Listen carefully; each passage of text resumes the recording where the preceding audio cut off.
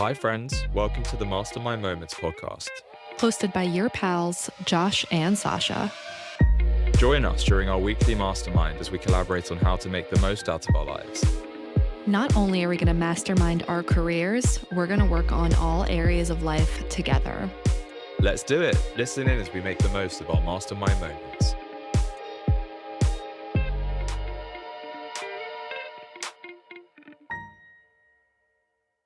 Hi. Hi. Hello. Oh my God. For everyone listening, we have our gal pal Emily on. I don't think we've talked or hung out in, I must have been like, Years. yeah. So long. I think last time was like you were in New York and we went to the duplex and you sang Bohemian Okay, Rhapsody. yeah. Oh, that was so fun. Yeah, when was that? Like maybe 2022 or you were still living there though, so that must have been before that. It was, yeah, because I was still living there. I don't know if I was still in college or not, but maybe it was, I don't know if it was like pre-COVID or not. No idea. Yeah, that was so long ago then. Yeah, crazy. But sometime, I guess, before 2021, because I think that's when I moved to Miami, but who knows at this point. But it was years ago. And I think it's even been much longer than that for me, right? I haven't seen you since probably like 2018, maybe. It's been Something a while. like that. Yeah. I wonder, Yeah. was it when I was in London and we went to Camden Town for food? When was that? That was a long It must time have been ago. it must have been when I was studying abroad, so like 2016, 2017. Wow. Long time. Wow. It's been a while. Long time. Yeah. That's so gnarly. Oh my God. I'm so excited to catch up and get into it. Before we get into everything, we'll spin a wheel.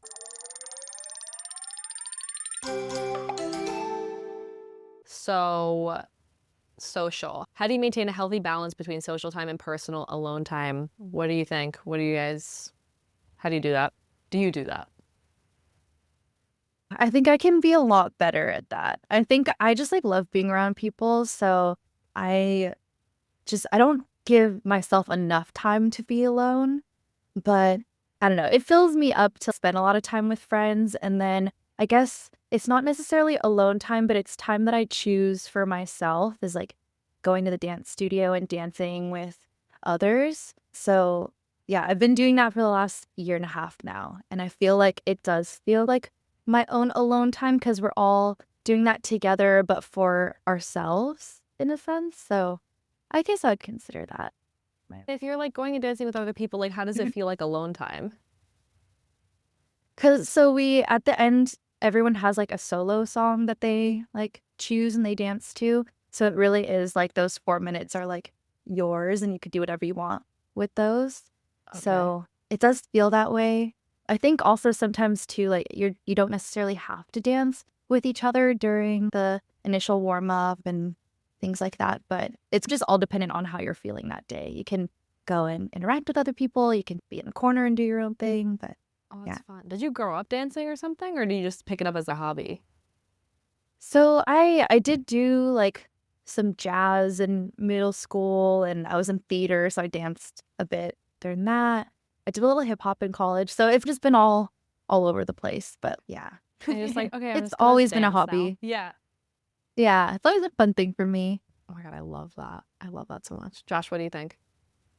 I think I've gone through an interesting like transition with this actually I think years ago or going back maybe 2-3 years I really struggled with it actually in terms of my downtime was being out with people and I was out 24/7. You probably remember this, Sasha. I was just out constantly socializing, partying, and I think I transitioned away from that and I became really good at taking a week off the intensity of that and just being by myself and making sure that there was a clear boundary between the two. But now I think it's difficult to define what alone time means because I now live with my partner and it's like there's never really alone time. The alone time is when she might be out, which is very rare without me. And so we're almost tied at the hip in a way. And yeah, I think it's a very blurred line right now. So it's actually quite an interesting topic for me at this point. And how do I separate? I think we do draw a line where we're both a bit socialed out, and we both acknowledge that living together, we can't be entertaining each other the whole time. So we do just go off and do our own thing and just relax, where there's no pressure to talk to each other, um, no pressure to really do anything, and just do whatever we want for those few hours. So I think we just respect that and respect each other's boundaries in that regard. But yeah, it's an interesting question. Yeah, you have definitely made a really like kind of stark contrast shift in the last couple of years. It's been interesting to watch, but I feel like I'm the same as you, Emily. I just want to be around people all the fucking time, all the time. I just love people, and I don't know. I feel like if I spend too much time alone, it's really draining for me. I like to have my alone time, but I want to be intentional about it. I'm like, I want this like afternoon or I want this day to myself, but then other than that, I just want to be around people.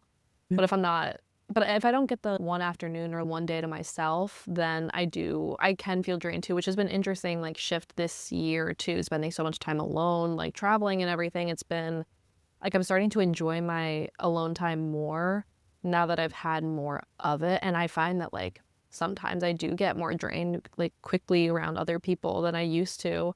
I guess mainly because I was like around my partner all the time when we were living together and like I could leave and go see my people, but now I'm like alone a lot. I don't know. It's an interesting difference, but it's like I want to be intentional about it. I don't want to be alone all the time, but I want to be around people. But I don't know. It's an interesting, but I think I'm way more sensitive now to the people I am around. Yeah, I don't know. Actually, I haven't thought about that either. Yeah, it's interesting because I think, again, it depends on your definition, right? And there's really blurred lines. Like for Emily, going to a dance class, and it's something that I guess you can be in your own world while you do, and it's a hobby that you enjoy. And I would personally probably class that as alone time. And for me, I would probably class my alone time and how I really like to spend my time by myself as I go to the gym. And again, I'm still talking to people and around people at the gym, although not quite in the same way that you would be at a dance class. But I go and play soccer, and I would still class that as alone time in some ways. It's not necessarily social, but you're just in your zone. While yes, you're with people, but you're in your zone and enjoying yourself and sort of doing something that you want to be doing. Um, but yeah, it is an interesting question. Yeah, that's interesting to think about because in some ways, like if I think about a workout class, in some ways it feels like alone time because I'm going to the thing for me and you're not talking to anybody during a fucking yoga class or whatever, but then also at the same time, you're around other people. I guess it's how you interact with the others when you're there. I don't know. I guess it depends. But interesting. Interesting. Emily, how have you been? Like, what's been happening? Where are you right now? What's going well? What's not going well? Tell us what's happening.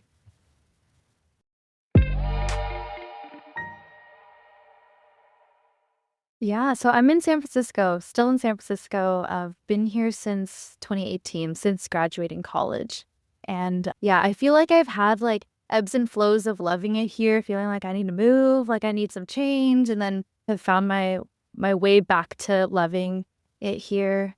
Yeah, I'm working in philanthropy now, and I've been at the same foundation for the last 3 years, and I've really enjoyed it. I'm working with like human rights nonprofits, mainly in Africa and Haiti, that are doing these awesome projects in their communities, and we're doing the grant making for them. So yeah, that's also been really fulfilling. Yeah, I would say like career wise, like I don't really know where I'm gonna go from here. I really enjoy the space, but I'm at like the bottom of my teams. I'm like the administrative support person. And right now it doesn't look like there is like a path to like promotion through doing more programmatic stuff, being more involved with like our grantees and stuff. I'm just going to remain an admin, or at least for the time being, that's what it's looking. So I just don't really know if this is where I'm going to be forever, but I do really like the people that I work with. I like the mission that we're supporting. It's just ultimately, I don't know like where I can see myself in the next few years, like growing in this current like career. But it could be worse. I'm really grateful for where I am. Man, yeah, I feel like that's such a loaded question. What's going well? What's not going well? Yeah, I guess like finding this dance studio like a year and a half ago, I think was like a really big deal for me. I'd been trying to figure out like an activity or something that not all my friends are involved in something that I can just call my own little community of people. And I feel like I've really found that there. So yeah, I'm doing pole dancing. Yeah. And Let's go. yeah, it's been so much fun. Yeah. And I'm dancing with like older women too. It's like a all female space. And yeah, there are women that have been going for the last 15 years and they're just like so awesome to watch, so awesome to pick their brains and talk to them about what this awesome space has done for them.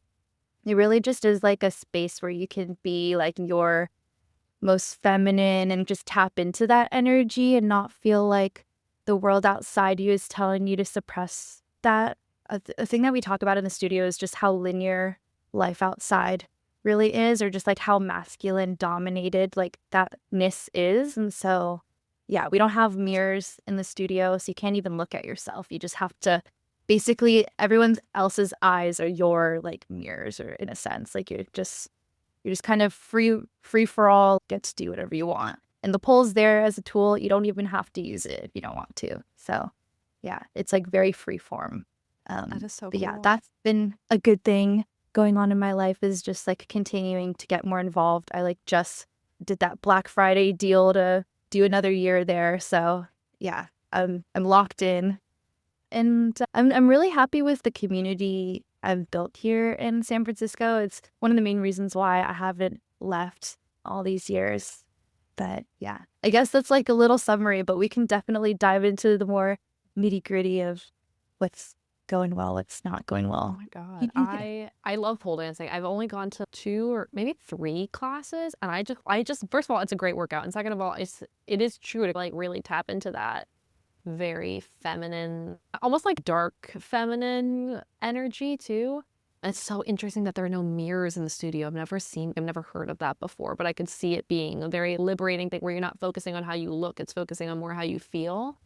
And also super interesting about, I guess I didn't really think about it because I think it is true, like this whole masculine feminine energy thing in, I guess the world is like right now, it's such a, like, I feel like society really pushes you to be a very masculine, like, way of life, especially with career and growth and money and everything. And it's just, okay, do the masculine thing. But it's something I worked on a lot last year, like trying to tap more into the feminine. But do you feel like, how have you felt? Have you felt like any sort of shifts since starting? Or like, how is that? Have you seen it translate to other areas of your life?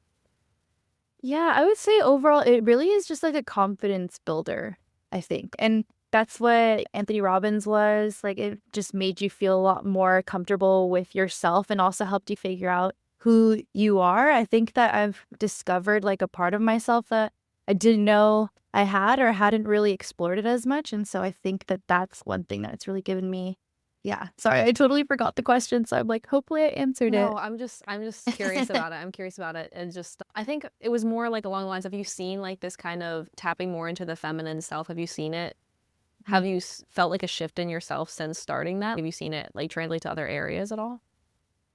Yeah, so I would say like in the studio, they talk about going slower is better. So taking your time to do things. And I think like all the time you're living your life in a rush, like having to go somewhere. And I've been trying to take a breath and slow down and not try to put myself in situations where I'm rushing things. Definitely a practice like that you will be practicing forever, but just, yeah, just recognizing things and being more present, I think, is also like a really big thing. That's really Yeah. interesting. Yeah, it's something that we've spoken about this quite a lot on the podcast, that I've really struggled with. I think it's so hard, especially when you live in such a fast-paced corporate world and everything is moving so quickly and there's so many things to do and so many people to see and talk to, and it's so hard just to slow down. It's like a real skill that you have to develop and really work at. And I'm very far from mastering it. Any tips are greatly appreciated. But yeah, it's a really thing. I think the first thing, just like with any of these things, is acknowledging it, right? And if you have the ability to take baby steps in the right direction. But I think slowing down is so important. Slowing life down is just such a massive skill to have. Yeah. Yeah, definitely. I would say just this is like the only tip I can really offer, but just like taking those breaths, like deep breaths. slowing down your breathing can change so much, and it seems like such a small thing, but it really makes a difference. It's actually such an interesting point, and it's something I've realized a lot recently that I don't think I really think of, and no one really thinks about their breathing. You just breathe on autopilot is how our bodies work. But I think taking deep breaths, that's not what our body naturally does for the most part, especially when we're on the go the whole time. Um, and so sometimes I like to I'll be out and about or just sitting at my desk or anything, and just becoming conscious of my breathing and starting to take deeper breaths and slower breaths. And suddenly I start to feel this kind of very overwhelming sense of gratitude and this like warmth within because I'm just noticeably or consciously slowing things down. So breathing exercises I'm such a massive advocate for in general in relation to meditation and stuff, but there is so much power in breathing. It's a really good point. It's like movement. We always talk about this. It's like movement and meditation are the two things that always, like, whenever something's going wrong or whenever things are like life is too chaotic or everything's overwhelming, like the advice we always give each other is, are you moving? Are you meditating? And I think it's like also in the same way that like maybe pole dance can be like a meditative movement sometimes. The same things with some sports. Like I know when I play tennis, like it's the one time my brain is not thinking at all. Like I'm just not having any thoughts. Like I'm just focusing on hitting a motherfucking ball. And it's because even if I'm in a workout or something, it's a little different, but there is some types of movements where it's just you're so connected to it and just getting present into the body is almost like a form of meditation in some ways as well. But I think it is like it's like a muscle. It's like a muscle and learning how to slow down, but I'm not good at it at all right now. It's something we talk about so much is like I'm doing something and I'm worried about getting to the next thing. Even if I'm doing something enjoyable that's meant to be chilling out, I'm worried about not having enough time to do the next thing. And then I'm just always thinking about what's coming after and then just not being present in what I'm doing. It's just a struggle all the time. All the time. But Yeah. that I is think all you and about I are slowing the down. same.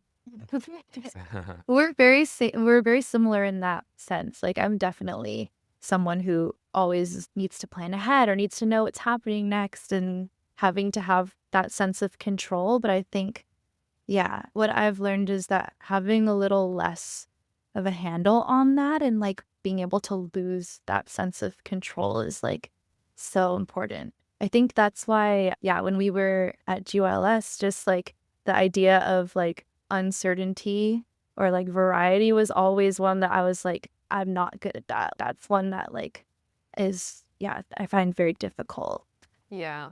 And I think even too, like the idea of like surrender and the idea of just giving up control is also a very feminine thing to be able to do. And I think like it almost goes back to like maybe in society right now we're so forced and so conditioned to try to control everything and be in the masculine all the time and like push, push, push and like, get the thing and make it happen no matter what and get to the next thing that you're supposed to do and whatever, instead of just like being present and in flow and surrendering to whatever it's supposed to be. It's like a very feminine practice to do, but I feel like it's almost, or at least my experience is it was kind of like beaten out of me for a long time, unless I'm so intentional about being like, whatever, we're flowing and just it's fine. But it's like also it's a muscle and it's really, I feel like it's like the weakest muscle I have. If I need to get some shit done, I will get it done no matter what.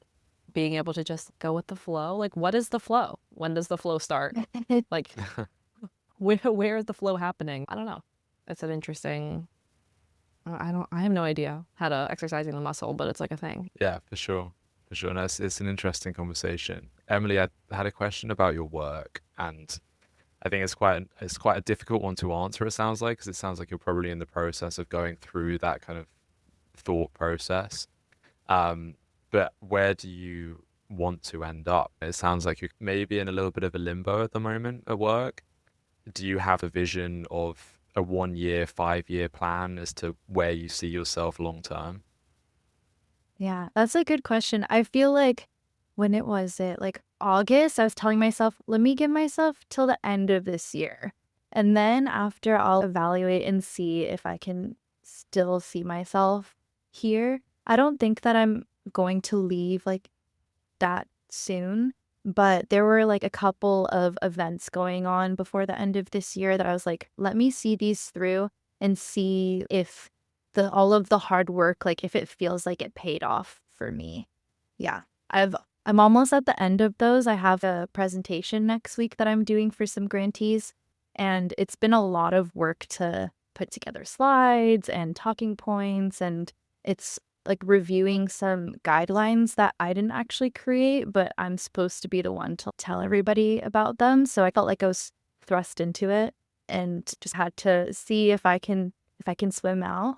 But yeah, I still haven't fully wrapped my head around like how I'm feeling about it all. I'm just like, all right, I told myself end of the year, let's wait till then, and then I'll start thinking more about it. I think like the ideal scenario would be that I moved to another team that focuses on like event planning, which is something that I really like to do. And I do quite a bit of that with my current role, but there is actually like a team that's just formed in the last year where they're doing events across like the foundation. And so I think that that's something that I could see myself doing. And I've already talked to my friend who's on that team. I'm like, let me know if you guys are hiring or have any openings. So maybe a lateral movement within I can see would have like more of a clear idea of what that like future pathway would look like. This is actually something that not only I'm struggling with, but like my peers who have similar roles, but they're working with other teams. So like we all just have no idea where our role is going. And they told us like in the last 2 years that we've been there that they're like working with this company to figure out what those milestones are so that we can see where this path leads. But nothing's really been shared since that conversation. And that happened like last year. So we're hoping to hear more, and they keep on like reassuring us that there's something coming. But I've been here 3 years. Why don't I know like where I'm going after this? Is this just going to be what it's like? And like I've had added responsibilities in the time that I've been working there. It just doesn't feel like that's amounted to anything. It's, am I preparing for a more program specific like role? Am I going to have someone hired below to help support like the operational stuff that I do? Right now, it doesn't seem like that stuff happening. We are hiring 2 new people, but they're both going to be in addition to the 3 other people I'm supporting. So it's okay. That means my responsibility is going to grow, but my role doesn't seem to be changing. So yeah, lots to think about and ruminate on what my options are. But yeah. Yeah. And do you still feel that they're obviously after 3 years, which is quite a long time, especially at our age? So props for that, because as someone who's jumped around from job to job throughout my entire 20s, longevity is, I think it's quite hard to come by in this day and age. But do you feel that there is still growth that you can have in this current role? Because you mentioned about the project you're working on at the moment and feeling a little bit pushed there, a little bit stretched. Do you feel that there is still growth to be had? Yeah, I definitely think so. I think that my team, they they're really good at giving me opportunities to be more involved, but it's just a matter of, okay, so I do have this little glimpse of something more programmatic that I could be doing. Is there going to be a point where I can become a program team lead over like a certain group of grants? Is that something that's possible, or is that not part of the pathway that's set for me? So I've had like glimpses, and like I've been able to meet with our grantees in person. My role wasn't, there weren't any like expectations to be able to travel or do any site visits. But in April, I actually got to go to Africa, and I went to Guinea for a workshop, and I helped support my manager with that. So that was a really cool opportunity that I don't think I would have otherwise had if I hadn't been so involved with that like specific grant making. So yeah, I think that maybe the thing that I'm most frustrated with is that like I've been given more responsibilities that weren't like a part of my job description. And so I'm like, okay, so I'm still getting the same, I'm getting paid the same, but I'm doing more. So like we're like, where do I go from here? Is there going to be a promotion? Are they to pay me more? Are they going to give that work to someone else when someone new gets hired? It just feels like I'm accepting more, but like I'm not getting anything in return. And maybe value and like the value of working there and learning more and getting more involved. Like those are all, things that I can be grateful for. But there's only so much. I feel very stretched, like thinly. I wonder also because it seems like this like cycle too, and sometimes like with corporate stuff, it gets really tricky with, oh, do they have the space and opportunity to allow me to grow? But at the same time, are you advocating for yourself? Because it's like, it seems like you're not really sure where you want to go and what the growth is. And it seems like you're waiting for them, but they also might be waiting for you. I'm curious in, I don't know if you have annual reviews or anything like that, but I am curious in these, if you do have an annual review, if you have like spent time thinking about like where you want to go and advocating for yourself, being like, this is my job description, and then these are all the extra tasks I've done on top of it. I would like to talk about like how my role has grown since I've been with the company like so far, but then also where I want to take it in the future, and almost being the one to approach the conversation with them and advocating for yourself, you know what I mean? So I wonder if that's something that could kind of get the conversation started, because I feel like waiting around for corporate people to start the conversation it's in their best interest to not. It's in their best interest to give you more work and not pay you for doing more work. So are they even going to start the conversation? Like they might just keep doing the same thing where they're like, oh, something's coming, and then nothing comes. So I am curious, like, do you feel like you've been advocating for yourself, or have you had the space to do that? Yeah, I've had a couple of conversations with my manager, but it hasn't gotten past like her. Like I've just kind of like expressed that I've done a lot more than what I was expecting to in this role, and that it's been like a lot for me. And yeah, I think like we have our our annual review in January, and last year when I received mine, I like thought that I was gonna get, oh, she like exceeds expectations and she like gives her 110%. But my manager had reflected that I like met expectations, which like threw me off. I was just like, oh my gosh, I feel like I'm giving my all and more, and I'm giving off the clock time.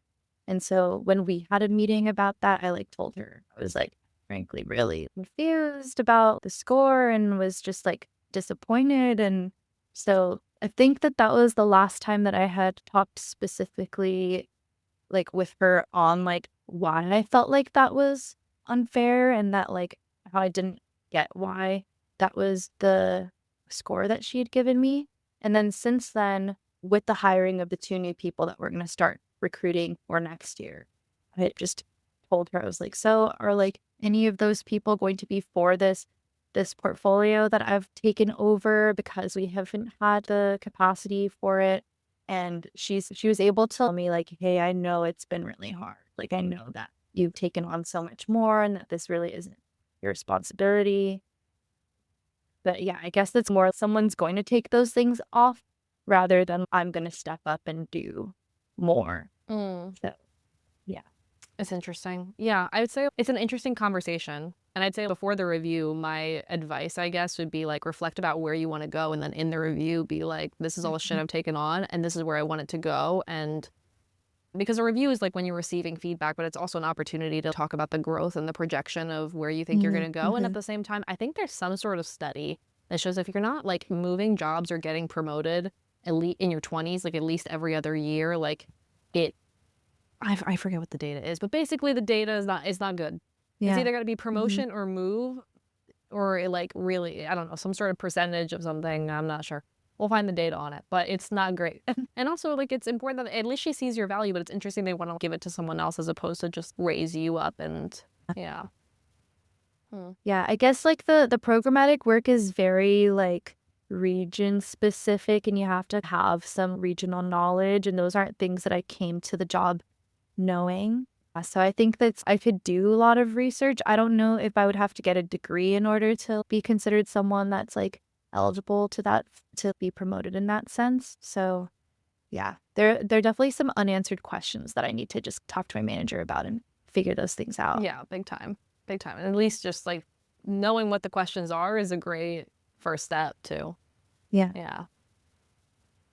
Yeah, I think in any relationship of any sort, and career working relationship is a relationship of sorts, communication is essential. And I feel like, people talk about, oh, it's difficult, or there's kind of roadblocks to communicate in a romantic relationship. But I think the hardest relationship to communicate effectively in many ways, is a work relationship, because there's added pressure in that regard, financial pressure, future, long-term future. There's a huge amount of pressure there. And so it's really hard. And I think also it falls by the wayside because we don't consider it something as, okay, they're my boss. This is what they're telling me. That's how it is. But I think there are ways to effectively communicate what you want and where you want to go. And I think it's really, really important that it's done regularly. Working as someone who's worked in corporate for most of my 20s, it's really important that you do that. And it's really important that they know where you stand. And if they value you, then they will make the change or the relevant changes to keep you happy, right? But if they don't know, then they're never going to know, and they're never going to be able to make the changes where necessary. I think you're right. I really hate. You're right. It's like the most difficult type of relationship to communicate with, because you can't say the thing directly. You have to say it in this corporate speak that's direct but not too direct, and honest but not like too demanding. And it's like this very, very fine line between saying what you want without being too aggressive or too rude or whatever, or just like it's. And then every little nuance, every little like word is really picked over. And I even feel it with my manager too. If someone talks to me and uses one little phrase or one little backhanded comment, it's so much bigger for no reason. Like, why can't we just be direct? But this is like my problem with corporate anyway. But it's just like, it is a hard relationship to navigate.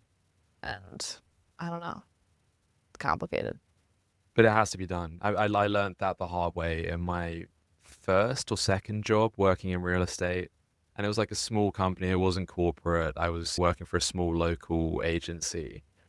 And because it was so small, like we were all very close, and it was kind of like a little family. We got on so well, and that included our manager. We were really close with our manager. He was almost like a kind of a dad to the office. But as a result, when we needed to communicate something, and there was me and this other girl, Jasmine, and both of us had big issues with this. Whenever we needed to communicate something about something we weren't happy with, or something we wanted from our career at the company, and we go to him very directly because we saw him as a peer, as a friend, more than a boss. And it would get to a point where we were too direct, and it got us both in big trouble many times, to the point where it had big blow ups and, threatening of firing us at the time, both of us, just for very simple conversations, but we were too direct about it. I'm completely on the same page as you there, that corporate talk is a skill that has to be learned, unfortunately. Yeah, it's a skill. It's a skill. Yeah, and it feels like it can't be something that just like out of the blue, like you just decide to have the conversation. Like you need to prep for it. Like you need to think a lot about it before you bring it up, and like already have like a bullet pointed list of like things so that you don't get sidetracked. You don't want to take up too much of their time, but you want to get through everything that you need to get through. Yeah.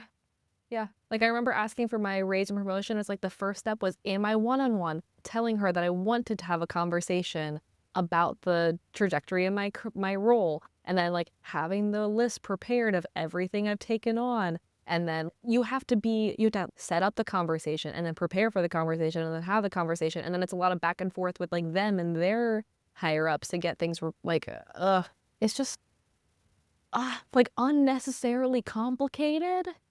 This is why I don't want to climb the corporate ladder. This is literally the reason I don't want to climb the corporate ladder. Because I feel like so much gets lost in this like corporate BS that sometimes it's like hard to get. Like I feel like almost it's like inefficient to grow a company because we're so worried about this like corporate BS. Yeah. I don't know. That's just my thoughts, but that's also just my like issue with corporate. But whatever. It is what it is. Crazy. Yeah, corporate is, I think, it's so funny hearing us all talk about this stuff when the last time I saw Emily, it was a completely different kind of host of problems that we were having, or corporate probably wasn't even close to coming into the equation at that point. It's so funny how times have changed and we're now so much older and talking about these things. It's crazy how much everyone's developed.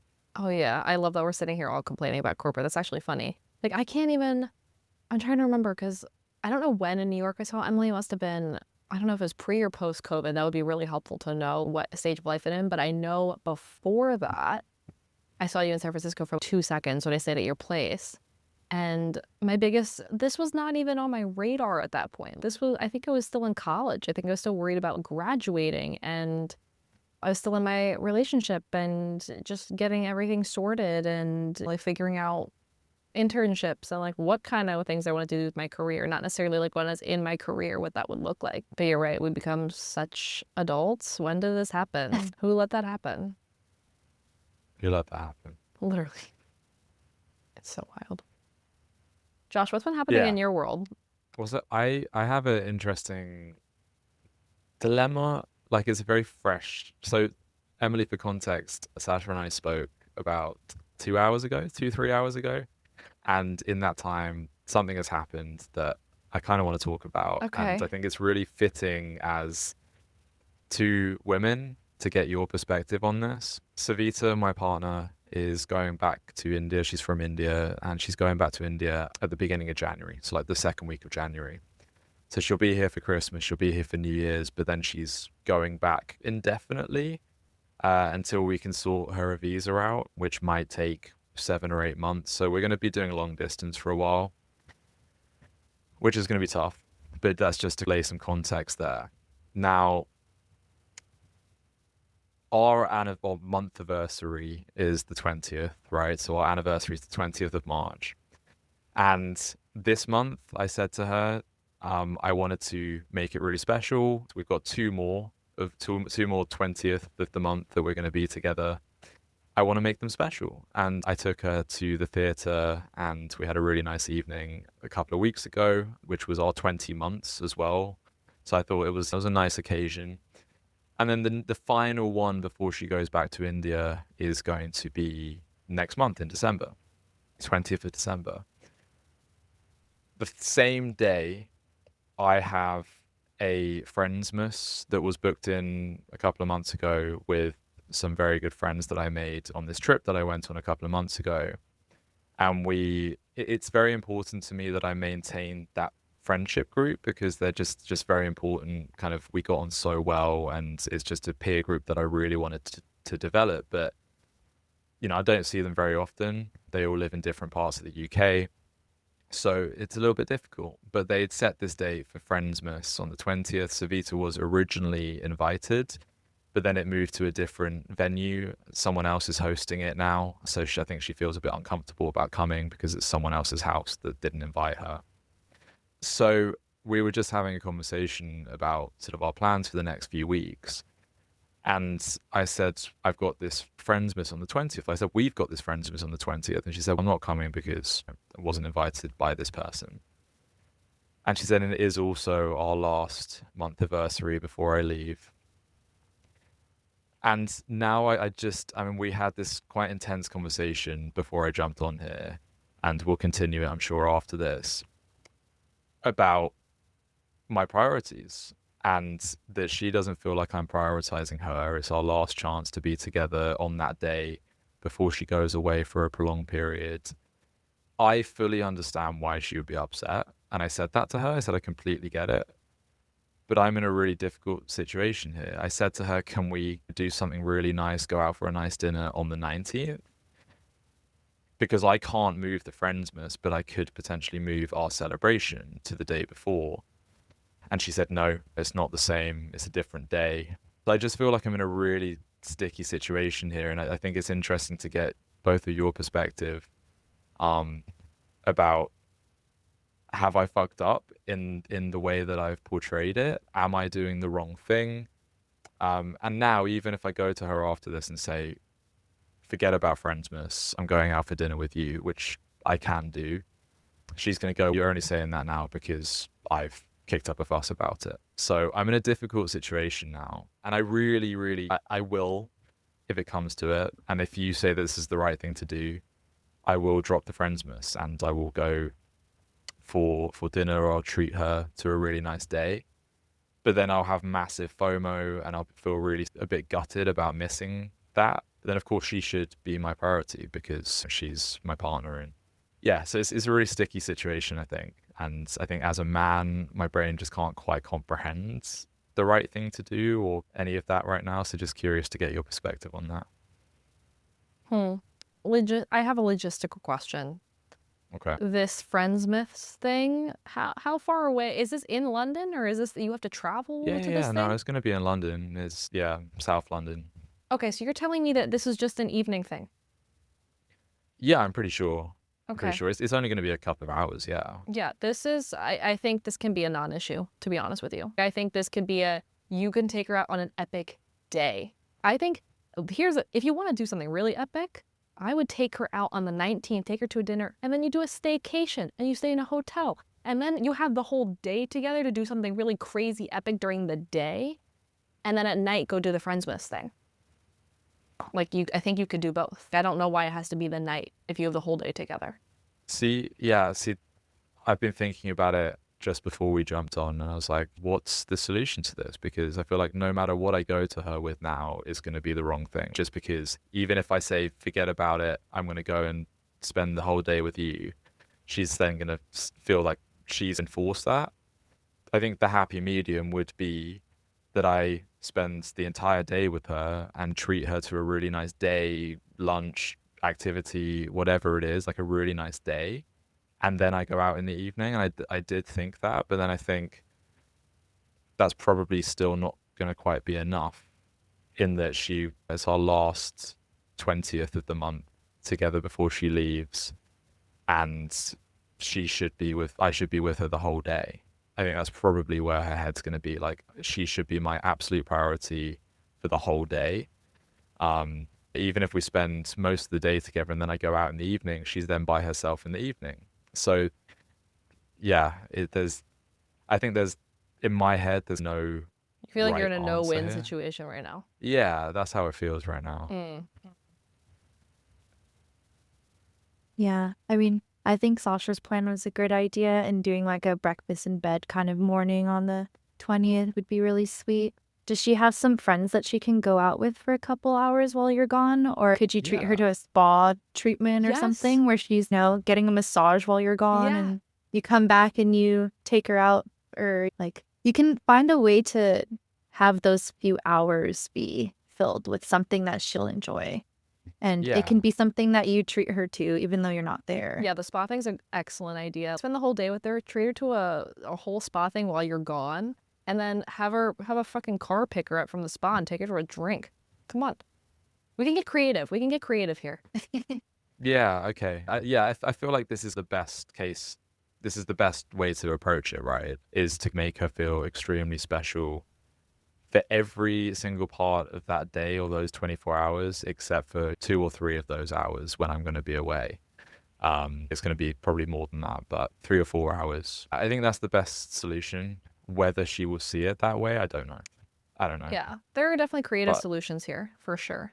For sure. Yeah, so I've got to do the best that I can, I think. And as I say, like, it's so difficult because I am, at the end of the day, of course, she's my priority. So I'm going to drop the friends for her. But yeah, it's if I go to her now and say, listen, I love you, you're my priority, but this, you can see where her head's probably going to be. And I get it. I get it. She's going to feel like, I would feel the same way. If I'd kicked up a fuss and then she changed her plans, I would feel bad about it. And I'd feel that she'd only changed her plans because I'd kicked up a fuss about it. I think it's Just got also to do the best I can. probably a way in how you frame the conversation. Like after this, it's probably also a practice in how you frame the conversation with her. Like I know we always talk about the pre-framing situation, whatever, but you go into it being like, you're absolutely right. You are my top priority. I want to make sure you feel super, super, super special. And I would avoid the word but, but to be like, and like, Yeah. I want to make sure that this is something that's important to me and I want to have it be a priority, even if it's just for 1 to 2 hours in the evening. And I'm going to make sure that you're like the whole day, even if I'm gone for 2 hours, you will be like, you will feel like an absolute freaking princess. And if that's like calling up a couple of her friends and having them surprise her at a bar to have her distracted for a couple hours while you're out with these pals, or sending her to a massage or a movie or something, like there are definitely creative solutions here, but it's also, I think, how you frame the conversation. Because if you go into it thinking it's a no-win situation and you're framing it like, oh, but it's going to not be great. And the thing is, you're telling us is that is basically what you want to tell her, that she's super important and you want to do the best thing for her.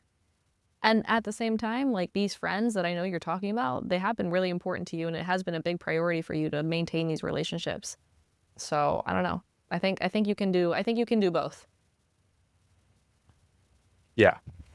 Yeah. I think I can figure it out. And I think you're absolutely right. I think it's the framing. And I think in the conversation we just had, that's what I was really trying to do. But I think my tone as well was probably off. I think I was taking my time. I was really trying to slow things down, which is something I've been, as we spoke about, working on, and responding instead of reacting. And so I was really talking very, very slowly and just coming out with things that I thought she would want to hear, completely acknowledging how she feels and saying, I understand. But I was saying, I understand, but, um, and I think my tone was probably one of disappointment, because I think she could probably hear in my voice that I was pretty much prepared to drop those plans, but like I was upset about it. Whereas if I go in and make it seem like, well, not make it seem, show her that she is my priority and that I want to make her feel special, but with kind of a more upbeat tone and a more positive language, I think that's probably the best way to do it. And it's the best I can do, I think. I don't think there's anything else, another approach that I can take that is going to get a better outcome. I think this is just it's the best thing I can say at this point. Yeah. And make it fun, Um, honestly. Like, even if you want to just approach it in a way that's, you're going to distract her for a couple hours while you're out with your pals, go in there, make it fun. Be like, I have a genius idea. And you're not even going to know. You're not even going to know what this genius idea is, but I'm so excited to see how excited you're going to be about it. You know what I mean? Make it fun. You can. yeah, you're not going to know because I don't even know. And then there's so much pressure for me to come up with this incredible thing, and it's just going to be like cinema tickets. Emily and I are going to plan this whole thing, and we're just going to be like, Oh my God, here you go. please. Yeah, okay. For me, That it sounds takes like all the fun to plan pressure this off. whole day. Yeah. Emily, the That event would planner, is going to take care of it. I don't know what you're talking about. Yeah, I'll have that conversation. It's literally going to be immediately after this. In the next 20 minutes, expect a message with an update. Yes, yes. I'm looking forward to the update. Yeah. I'm hopefully looking forward to providing a positive update, but I'll let you know. But Sasha, what have you been up to? How's it being back?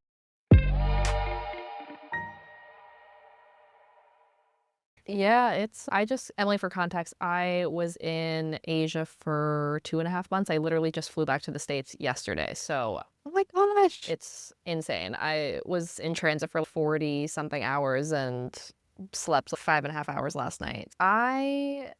Oh my God, wait, Josh, we have not talked about this. I don't know how you're going to feel about this. I have a couple things to say.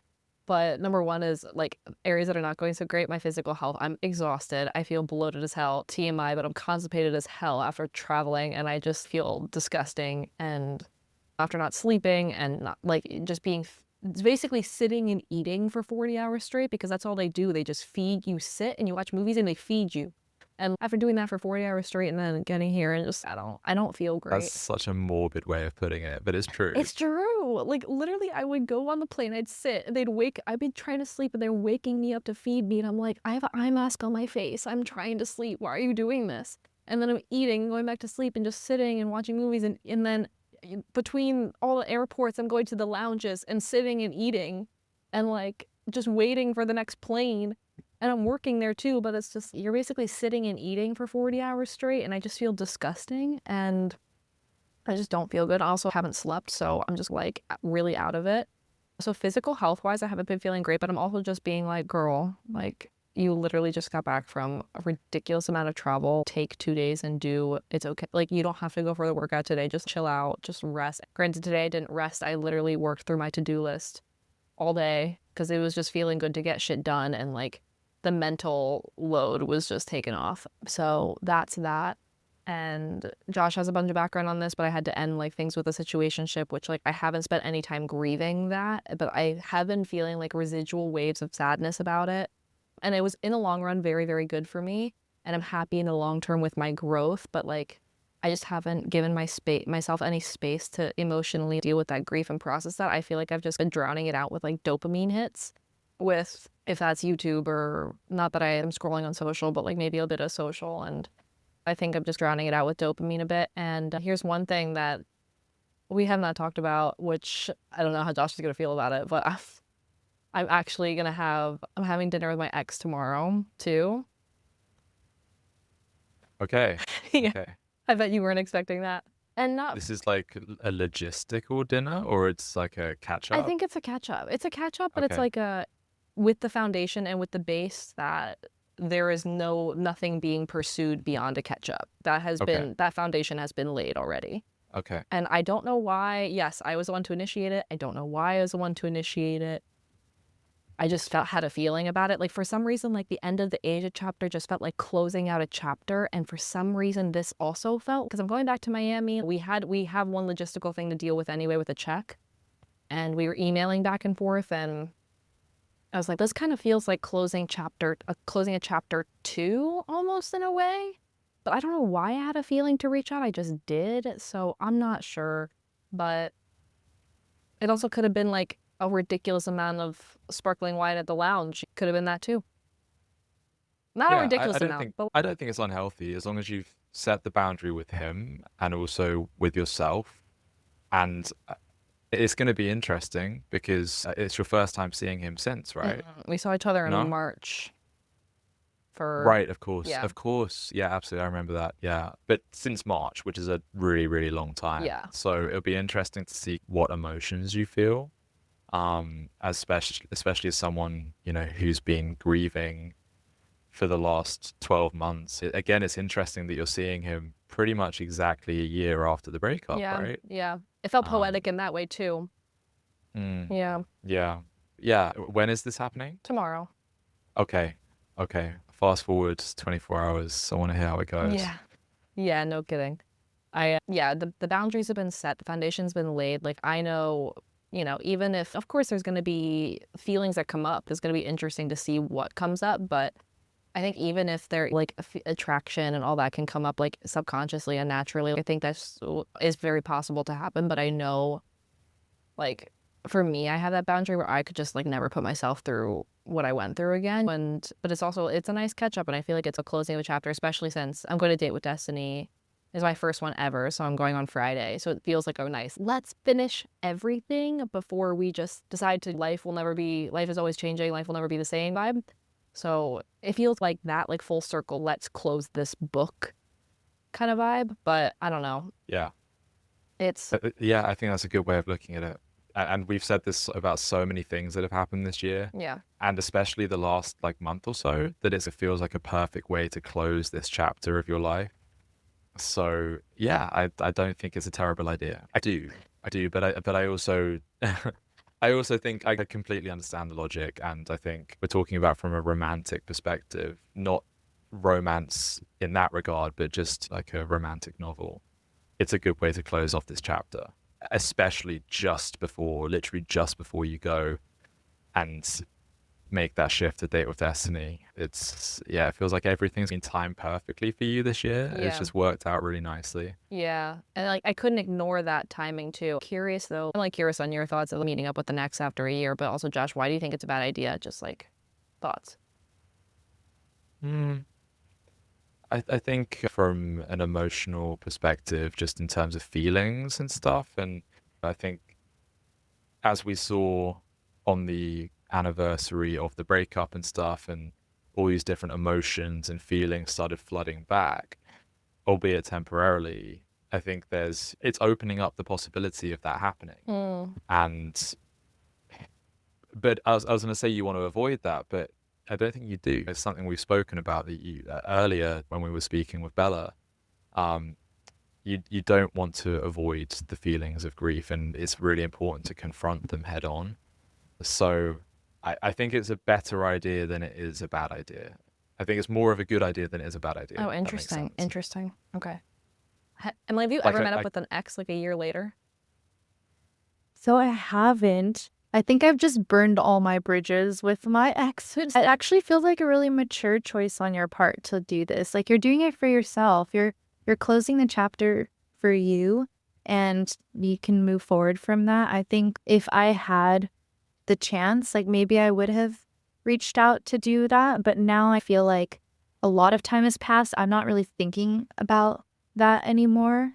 I'm in a newer relationship now and it's going really well. So yeah, I just feel like now I'm just focusing on him and I don't think about the other ones anymore. Yeah. But yeah, I think the only thing is, since you had mentioned that there's like a situationship that had just ended and you haven't really had the chance to grieve that, do you think that you'll just have a lot of emotions going into tomorrow night with that and then your ex and those kinds of things coming up? But I think it's not anything you can't handle, you know? I mean, really, everything this year has been pretty insane emotionally.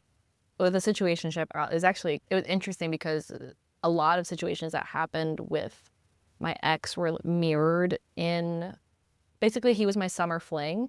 And then we spent the last 20 days together in Asia, the last 3 weeks together in Asia. And so much of situation, in a very poetic way, like so many situations of what happened with my ex, like I had to almost relive them in a mirrored way in the ending of the situationship. And for me to be able to be like, whoa, like after a year of like lessons and growth and putting myself through my discomfort, I can be put back into these situations and see my own growth and evolution and see if I've changed at all and how I feel about it, and to be able to act differently, choose differently, feel differently about it. And also, like, I knew the situationship was never going to be long-term. Like, I knew it when we first started hooking up over the summer. Like, right off the bat, I was like, this guy is not, like, long-term material. But of course, girl brain space, you fantasize or romanticize and make him out to be whatever when he's, like, not. But I think this whole year in general has just been, like, the most insane emotional roller coaster. I think I just intentionally put myself through a lot in order to, like, evolve as not as quickly as possible, but I guess in a very, very intense way. Okay, let's throw everything I know out the window, like being in one place and doing one thing and being with one person and just everything. Like anytime I felt any sort of discomfort, I've gone the opposite, or any time I felt any sort of discomfort, I've leaned into it intentionally. So I've intentionally put myself through a lot. So I don't know. I'm sure I'll be fine, but I'm sure it's going to bring shit up, but I'm like almost counting on that to bring something up. Yeah, Yeah. but I think it's important because then you know it's there and it's not hiding. It brings it to the surface and then you can deal with it. And again, what better timing to deal with it than Date with Destiny in what, a week? Yeah, literally. I don't think it's a coincidence that all of this is like the timing of everything basically since the breakup has been so perfect in like the weirdest ways that I can't ignore the fact that the timing of this is also like perfect. Yeah, Yeah. exactly. So yeah, I'm looking forward to hearing about it and can't wait for the gossip. Oh boy, it's gonna be real interesting. Yeah. Anyway, Emily, it's been like really nice to catch up and chat. I'm sorry, like half of the shit Josh and I are talking about, we talk all the time. So there's a lot of background that's like not there, but so sorry about that. But I like love chatting with you. I'm sorry I also didn't see you in SF. I think after I got my shit stolen there, I was like, I need to leave the city. I like can't be here anymore. I know. Yeah. Yeah. It's happened to me here before, and I told myself, I'm like, this is not where I want to be. Like, I can't see this being my home anymore after that. It happened in Oakland, though, like right before 2020, like pandemic started. And so then all of those years since, I haven't had, luckily, like any situations, but I definitely felt like, because there were bystanders, but it was a whole bystander effect of nobody came to help me. And I was just like, this is not my city. But yeah, so I totally get it. Like wanting to get out of here after that, like I would have done the same. Yeah, I don't know why, but I don't want to like jinx anything in case I want to go back to SF for any reason. First of all, every time I go to SF, I only see the same two things over and over again. I don't know how this happens. Okay, like I only see the Mission and Dolores Park, and then sometimes the Fisherman's Wharf, sometimes. And then like I've just had bad luck. Like when I went there the first time and I stayed at your place, I like fainted randomly that day. Like and then just like weird shit. And the last time I went, I got my shit stolen. Just like crazy stuff happens when I go to San Francisco. So I'm just like, I don't know if it's for me, girl. I'll come see you. Yeah. Yeah, I'll come see you. And Josh, I'll have to see you soon too. Yes. Yeah, of course. I'm planning a trip to LA to see Bella next year at some point. So I'm thinking, I think I said to Bella, and I said to you earlier, right, Yeah. about I keep making these promises. I'm like, I'm going to see Bella next year, so I'll just do an entire US trip because there's so many people to see. But I really want to come up to San Francisco because I've been once with my ex and I loved it. I had a great time. So I would love to go back. You didn't get your shit stolen or randomly faint? I didn't. We went around the city drinking Four Locos. This was a long time ago. Oh my long God. time ago when I could That handle dated that. you. Yeah, exactly. But now was a good time. Oh my God. Yeah. Wouldn't do it again. But I hope you end up making it out to Bella when I'm going to be there. So you can yeah. pitch the pod. And pitch the pod and hey. All right. It was so nice catching up, Emily. We love you so much. And we should do part 2 maybe and get into the weeds because I want to hear updates on this whole job situation. Yes. Okay. Yeah, I'd love to talk with you both too, off and on the pod. Yeah. For sure. Yeah, big time. Big time. We're big voice message people, so it's the thing. All right, guys, we'll catch you next week. Bye. Bye. We hope you enjoyed this episode. Don't forget to subscribe, leave us a review, and follow along on social media. If you would like us to help you mastermind something in your life, please send us a message. We'll see you next week on the Mastermind Moments podcast.